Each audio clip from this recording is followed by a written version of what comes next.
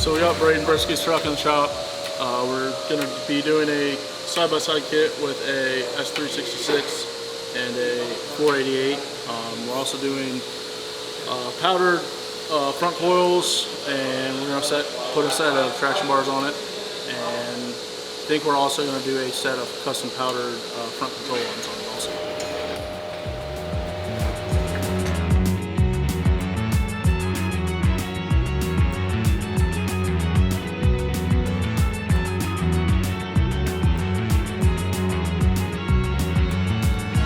We have Steve Lescovar's 2006 truck here on the dyno. He recently purchased the truck and had brought the truck to us to put push rods and valve springs in the truck, and then also have it dyno tuned. We had the truck on the dyno and discovered that it didn't have the injectors in it that he thought it did. So he ended up leaving the truck here. It's been a week or two, and he now has S&S 150% injectors, dual CP3s, and a 364 over a 475 compound setup. So we're going to see what kind of power we can get out of it today.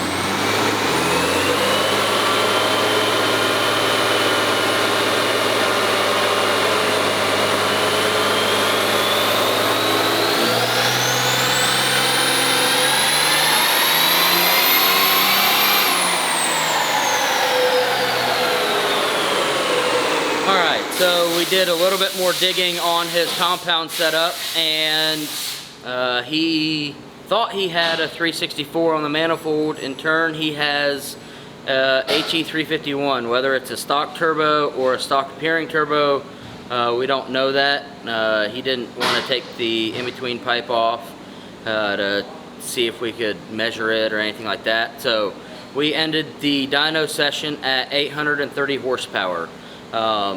I know a couple other trucks have made a little bit more power than that with a similar turbo setup, but he's happy with it, so I will get him off the dyno and send him on his way.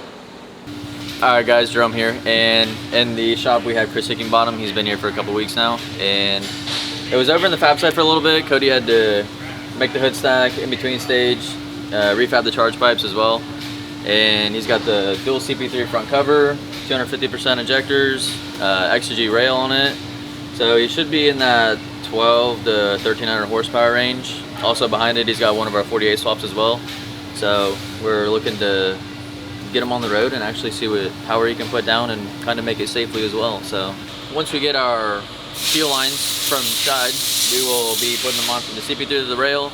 Should be able to do our first fire today, break in, hot retorque, another valve flash, and take it down the road and see what it does.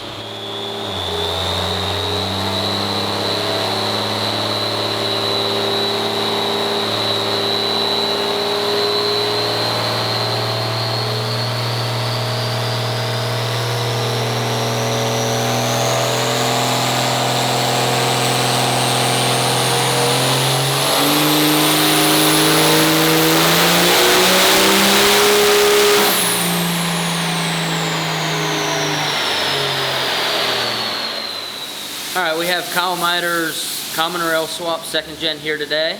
He just recently put a common rail in it, and he brought the truck down to us to get it dialed in. He has 380% injectors, an S&S 14 mil with an SP 3000 fuel pump on it, and a 476 turbo. His goal with the truck is to be able to run 5s, maybe run 590.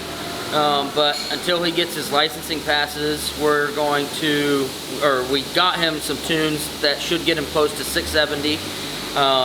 But we ended up making 1097, and we ran into some fuel pressure issues. It seemed that we were losing rail pressure, but once we dug into it more, he had his fuel cell in the back of the truck with the Dash 8 line feeding his SP 3000 pump, and it seemed to be sucking that dry. It didn't have enough volume. So we feel like the truck could have made more power, but he's gonna take the truck, fix his fuel supply issue, and get a feel for the truck. And once he's got a feel for the truck, since it makes about 300 more horsepower than what he's used to, then we can work on getting it dialed in and seeing max effort power that it can make then. But for now, I will get him off the dyno and send him on his way.